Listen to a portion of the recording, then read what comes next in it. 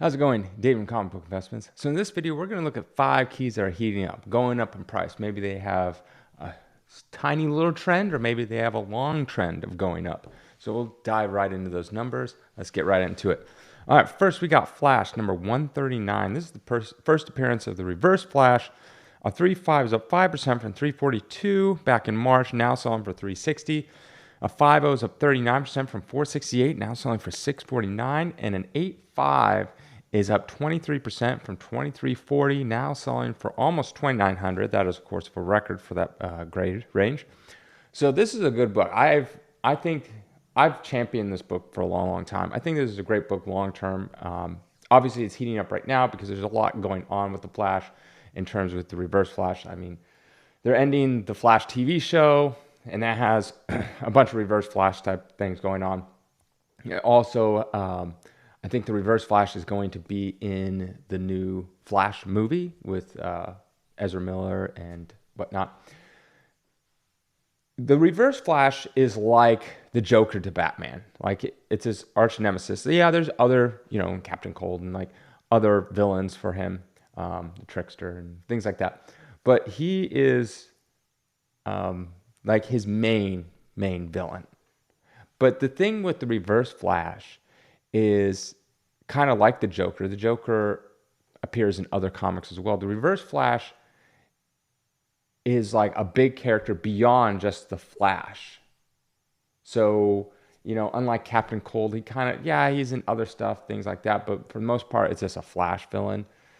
This character is like a big villain for the whole DC. Like, I mean, he caused a bunch of issues. Like, he basically made the Flash. I don't know. There's just so many like paradoxes and everything like that. He kind of made the Flash because he all sorts of stuff.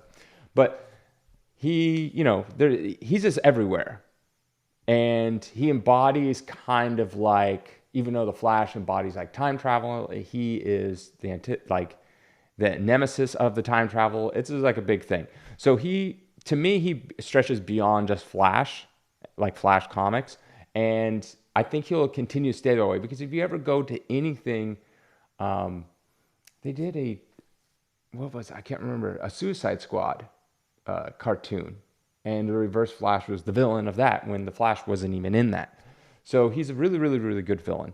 I personally like him. I like everything about him. So I think this is a good book. Obviously, it's heating up. And if you just look at that trend on the top one, you can see it's just been slowly going up, since the beginning of time, just slowly going up. There's no real like comic boom that shot it like to the moon. It just continues going up. So I think this is a good book long term. I think it'll continue to go up because I think the Reverse Flash will be seen in lots of different things going forward. And anytime you do anything Flash, the Reverse Flash is going to show up. So they've already done two successful TV shows. Although I don't know how successful the '90s Flash was, but the current one is like, I don't know, it's the longest one on the CW. Not saying much, but it's definitely, I guess, it's a hit show by some metrics. Next, we got Marvel Preview number 4. This is the first appearance of Star-Lord. An 8.0 is up 8% from 277 to 300. A 9.4 is up 91% from 529 to a little over 1,000. And a 9.8 is up 53% from about 2,200, now selling for 3,400, which is not a record, but close to it. As you can see, it's just been steadily going up. Obviously, it had its first boom when Guardians 1 came out, and it sold for a lot of money. One of the reasons why is I say this about a lot of books is a lot of people think certain books are valuable because all of a sudden one will sell for a high price and they'll think it's rare. But then the reason why they think it's rare is because no one thinks it's expensive or valuable. So no one bothers grading or selling it. So then one finally does sells for a lot of money. And then everyone's like, hey, I have that book. And then they start getting it graded because before that they thought it was like, oh, it's probably worth like $100, not worth getting graded. I saw this with, I see that a lot of times with like more obscure, I guess, modern books. I'll give you a good example. Wizard, the Price Guide, number 1. When that first came out of the gate, it was like, people were like, oh my gosh, it's so expensive because they thought it was rare.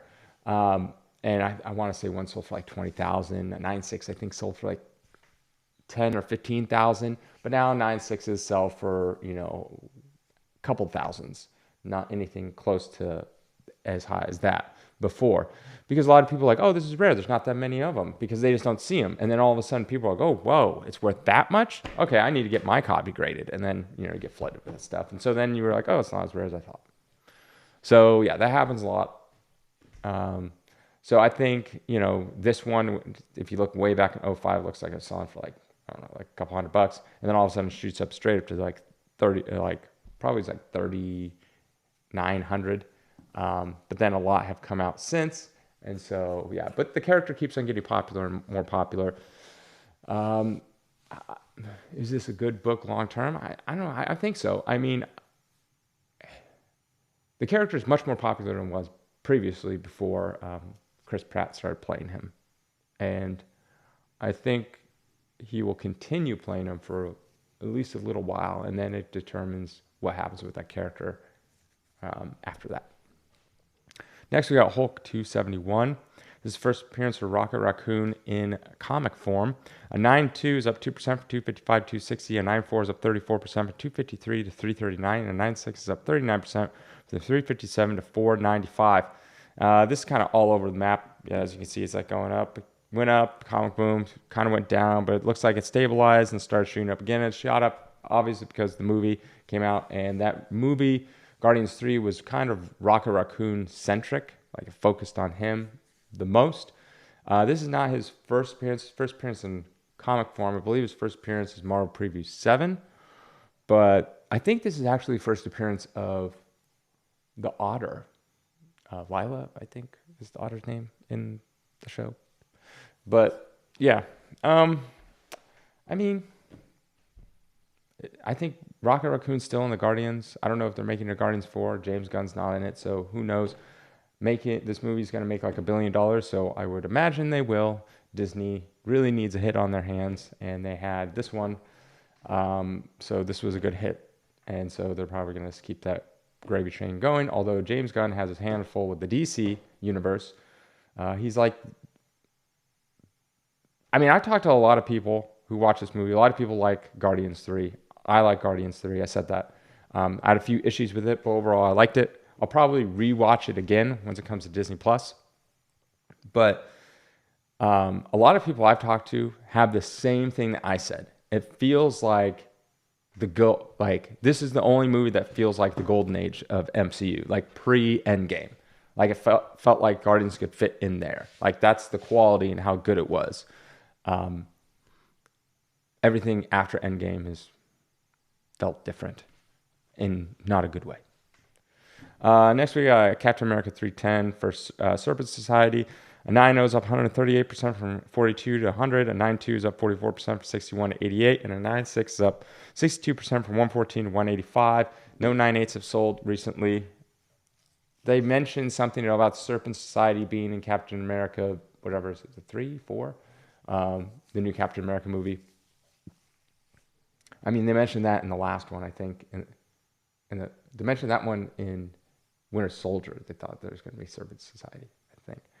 But nonetheless, this book doesn't sell that often. If I would have to guess, let's pretend the Serpent Society is actually going to be in the new Captain America movie. I think it's just going to go up and then come right back down. Because if the Serpent Society is in the movie, they're not going to have a huge role. They might just be like the bad guys in the background. But beyond that, it's just to kind of be like a mention, oh, it's the Serpent Society. It'd be like, I mean, is the first AIM book like really that expensive? I remember they mentioned AIM, and I have no idea what it's been so long, some TV or show or something like that. And that book, I forget what it's, Tales of Suspense something, shot up a bunch, and then it, just came kind of back down. So that's what's going to happen with this book, especially since there's a lot of this book out there.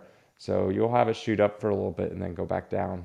It'll always be high. I think it'll be higher than it currently is at, right? So not like current, but if you went back like a month ago before this announcement, it'll be higher than it was there. But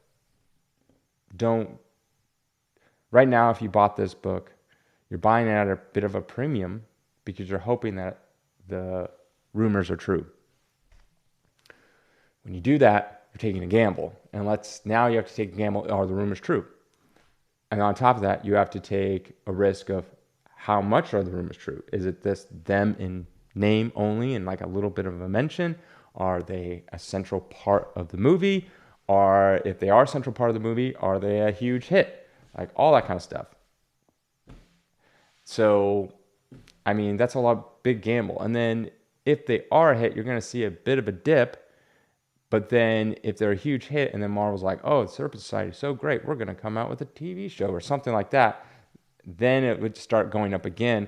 But it's so much gamble right there. And honestly, I think it's just going to go up and just come right back down. So if you bought one now, you're taking a little bit of a risk if the rumors are true, because it'll probably go up a little more if the rumors start becoming true and that kind of stuff. But I don't know. This is not. I would not say this is a long-term book. All right, last on the list is Batman 232, first appearance of Ra's al Ghul. A 6.0 is up 20% from 513 to 617. A 9.2 is up 9% from 1412 to 1545. And a 9.4 is up 27% from 2200 to about 2800. That, of course, is an all-time record for a 9.4 by quite a bit. I've championed these books many times. If you watch this channel, there's certain books that I mentioned that are good ones. Neil Adams, Batman's are good. Also, you look at like when I do these trends, the trends that are ones that are like hitting all-time records and still going up. A lot of people are like, oh, comics are dead. They don't get much of a comic book boom boost. Those went. It's hard to say. Those went for like super keys and modern books. Like those are the ones that you saw like a huge boost. Like even though First Ra's al Ghul is a good book and this is still a key, it didn't see any of these massive inflated prices. I tried to stress this enough. Some of these books, when the comic boom happened, within like a month or two, like 2 months, they went up 3 to 4 times what they were before. And that's just insane. Like you can't expect that to keep going. So then they went up and they're back down. Some of them are flatlined. They're higher than they were before the comic book boom, and they've kind of stabilized around there. But yeah, that's when you pump a bunch of money that people don't, get for free, and interest rates are all-time low, and there's just money flowing everywhere. That's what happens. Now there's not money flowing everywhere, so people can't afford to buy these books at those 3x prices, so they'll come back down. I mean, a lot of it was also like new collectors and investors and dealers and all that kind of stuff, but the same people that have been steadily doing this for years and decades, they're still around. The new ones will probably fade away because they think it's not for them because they bought it at 3x price and it's dropped back down. But I mean, look at any stock. For the most part, stocks were up like 3x and they're back down, So that's it. Have a great day.